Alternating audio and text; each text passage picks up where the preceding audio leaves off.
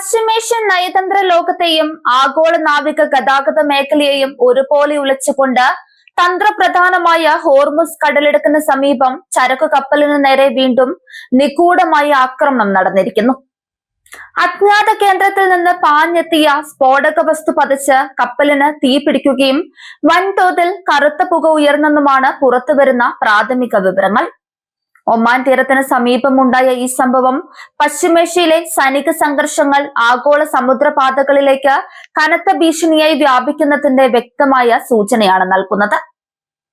സംഭവം നടന്ന ഉടൻ തന്നെ United kingdom maritime trade operations ആക്രമണ വിവരം ഔദ്യോഗികമായി സ്ഥിരീകരിക്കുകയും സുരക്ഷാ മുന്നറിയിപ്പ് നൽകുകയും ചെയ്തു.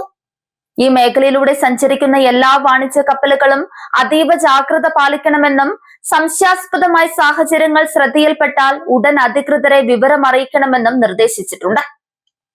ആക്രമണത്തിനിരയായ കപ്പലിന്റെ പേരോ ഏത് രാജ്യത്തിന്റെ പതാകയാണ് അത് വഹിച്ചിരുന്നതെന്ന വിവരങ്ങളോ പൂർണ്ണമായി പുറത്തുവിടാൻ സുരക്ഷാ ഏജൻസികൾ തയ്യാറായിട്ടില്ല.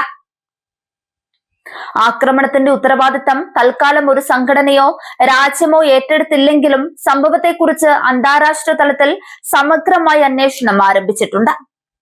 കടലിൽ കപ്പലിന് നേരെ ഉയർന്ന പുകപടലങ്ങളുടെ ദൃശ്യങ്ങൾ സമൂഹ മാധ്യമങ്ങളിലും പ്രചരിച്ചതോടെ മേഖലയിൽ സർവീസ് നടത്തുന്ന കപ്പൽ കമ്പനികൾ വലിയ ആശങ്കയിലാണ്. സമീപകാലത്തായി അന്താരാഷ്ട്ര സമുദ്രപാതകളിൽ വാണിജ്യ കപ്പലുകളെ ലക്ഷ്യമിട്ട് നടത്തുന്ന സ്ഫോടനങ്ങളുടെയും മിസൈൽ ഡ്രോൺ ആക്രമണങ്ങളുടെയും തുടർച്ചയായാണ് പുതിയ സംഭവങ്ങളും കാണപ്പെടുന്നത്. ഇറാന്റെ ഇസ്ലാമിക് റവല്യൂഷണറി ഗാർഡ് കോർപ്സ് മേഖലയിൽ നൽകിയ കടുത്ത സൈനിക മുന്നറിയിപ്പുകൾക്ക് തൊട്ടു പിന്നാലെയാണ് ഈ നിഗൂഢ ആക്രമണം ഉണ്ടായിരിക്കുന്നത് എന്നത് സംഭവത്തിന്റെ ഗൗരവം വർദ്ധിപ്പിക്കുന്നുണ്ട്. ലോകത്തിലെ ഏറ്റവും പ്രധാനപ്പെട്ട ഇന്ധന ഗതാഗത പാതകളിലൊന്നായ ഹോർമുസ് കടലിടുക്ക് വീണ്ടും സംഘർഷഭരിതമാക്കുന്നത് ആഗോള സമ്പദ് വ്യവസ്ഥയെ നേരിട്ട് ബാധിക്കുന്ന കാര്യമാണ്. ദിനം പ്രതി ദശലക്ഷക്കണക്കിന് ബാരൽ ക്രൂഡ് ഓയിൽ കടന്നുപോകുന്ന ഈ മേഖലയിൽ ഉണ്ടാകുന്ന ഏത് ചെറിയ അസ്ഥിരതയും അന്താരാഷ്ട്ര വിപണിയിൽ എണ്ണവില കുതിച്ചുയരാൻ കാരണമാകും.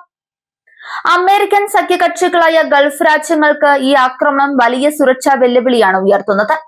സ്വന്തം സമുദ്രാതിർത്തികൾക്ക് സമീപം ഇത്തരം വിനാശകരമായ ആക്രമണങ്ങൾ തുടർച്ചയായി ഉണ്ടാകുന്നത് മേഖലയിലെ വ്യാപാരത്തെയും തുറമുഖ പ്രവർത്തനങ്ങളെയും നിശ്ചലമാക്കുമെന്ന് അവർ ഭയപ്പെടുന്നുണ്ട്. അജ്ഞാത കേന്ദ്രങ്ങളിൽ നിന്നുള്ള പ്രൊജക്ടൈൽ ആക്രമണങ്ങൾ കൂടുതൽ സങ്കീർണമായ സമുദ്ര യുദ്ധതന്ത്രത്തിന്റെ ഭാഗമാണെന്നാണ് സുരക്ഷാ വിദഗ്ധരുടെ വിലയിരുത്തൽ. റഡാറുകളെ വെട്ടിച്ചെത്തുന്ന ഡ്രോണുകളോ ചെറു മിസൈലുകളോ ഉപയോഗിച്ചായിരിക്കാം ആക്രമണം നടത്തിയത്.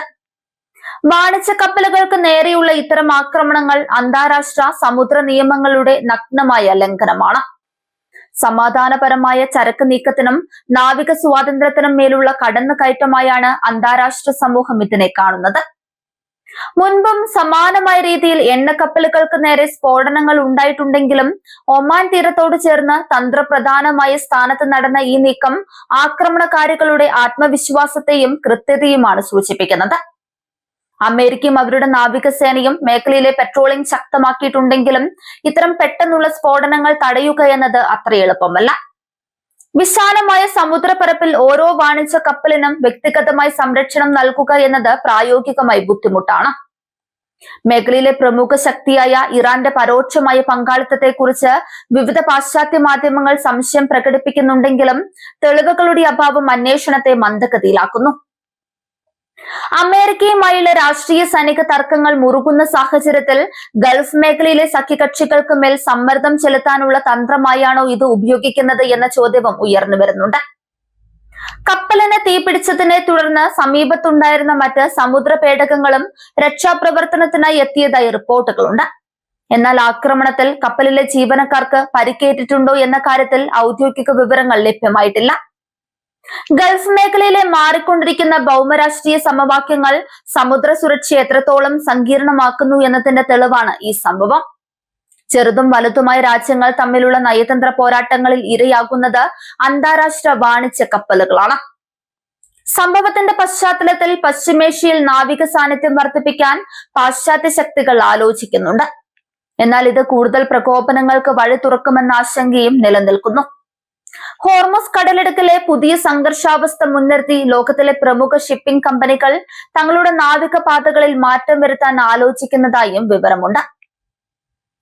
ഒമാൻ തീരത്തുണ്ടായ ഈ ആക്രമണത്തെ കേവലം ഒരു കപ്പലിന് നേരെയുണ്ടായ ഒറ്റപ്പെട്ട സംഭവമായല്ല, മറിച്ച് പശ്ചിമേഷ്യൻ കടലിടുക്കുകളിൽ വികസിപ്പിച്ചുകൊണ്ടിരിക്കുന്ന വൻ രാഷ്ട്രീയ സൈനിക പ്രതിസന്ധിയുടെ പ്രതിഫലനമാണ്. അന്വേഷണം പുരോഗമിക്കും തോറും ഇതിന് പിന്നിലെ യഥാർത്ഥ ശക്തികൾ ആരാണെന്ന് പുറത്തു വരുമെങ്കിലും മേഖലയിലെ സമുദ്ര സുരക്ഷ ഇനി എത്രത്തോളം ഭദ്രമാണെന്ന ചോദ്യം വലിയൊരു ചോദ്യചിഹ്നമായി അവശേഷിക്കുന്നു.